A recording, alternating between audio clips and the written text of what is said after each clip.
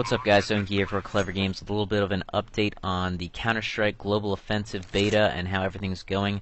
Obviously, you're getting a look here at Dust 2 that is in the rotation. There's actually, instead of just being one map, a rotation of maps going on right now. And in addition to the new maps that they've put into the game, or I should say the new old maps, they've also added in a lot of the guns. You just got to look at the AUG. And this is the version of the TMP. You can see still not very good, even though I ended up taking out that one guy. The FAMAS is definitely a little janky right now. I'm happy to say they've fixed the recoil on most of the guns, but the FAMAS's recoil is all over the place. I don't really get it. There's two weapons really that I'm not happy with the recoil on right now. One is the FAMAS. As you can see right there, those should all be headshots, it seems, and yet I don't think I even hit him like twice. And then the M249 also has some weird recoil problems. But as you can see in this clip, the M4 looking good as far as recoil goes. And I think I have some clips of the AK later and the Galil. So recoil looking good for most of the rifles. I'm pretty happy about that. This is just a round that I did fairly well in. But anyway, I'm pretty pumped. They actually a week ago had a new game mode active, but it is no longer active right now. They changed things up, but it was called Arsenal, and it was on a new map called DE Lake House or Lake. I forget exactly what the name of the map was, but it's a tiny little map, sort of a la Nuketown, in that it is extremely small, but basically just one house in the middle that the terrorists are trying to bomb. But the game mode, the way it works is that you start with a rifle. It's kind of a reverse gun game. Every time you get a kill, the next round you have a worse gun. So the thought process behind that being that the best team will have to compete with worse weapons, so it sort of evens things out if one team is dominating the other. I definitely like the idea, and I don't know, I'm excited to see if that will be implemented in competitive play, because it has some interesting implications as far as competing goes and what the strategies might be. Here you're getting a look at the dualies. The animation for these is actually decent until you start firing them fast, and then it's almost as if it just skips the end of the animation for the recoil. So here's the M249. This is kind of what I was talking about. You can see the recoil's a little messed up. You didn't really get a good look at it there, but I wasn't using this gun too much. It's safe to say, though, if you're spraying that gun, even if you're crouched, there's kind of recoil problems going on. Here's your look at the Galil. I definitely like the new look of the gun. It looked way too similar to the AK-47 before, and now I'm definitely digging it. The recoil on this is pretty much the same as I remember in 1.6.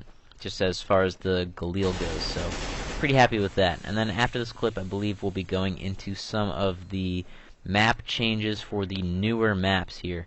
So stay tuned for that. After I pick this guy off.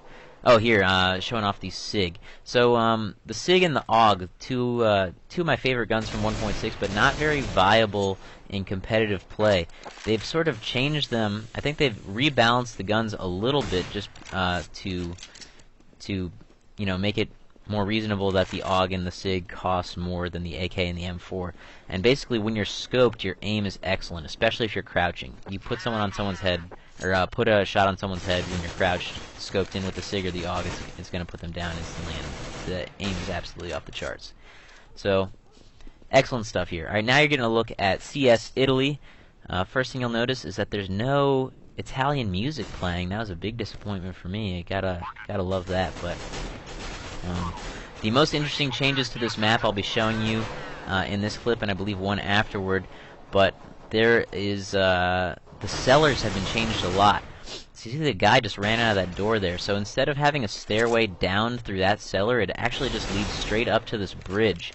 And you'll see this door on my right. If I was to go down the steps at the beginning of the round instead of the way that I went, that cellar that is on the right, just at the bottom of the steps, actually leads up to this opening here. So both cellar entrances leading up to the top walkway, which is pretty interesting. I'm not quite sure why they made that change. I think it allows the counter-terrorists to get over toward the terrorist base quicker, but it also kind of bottlenecks them into this one spot if this is the way they're going.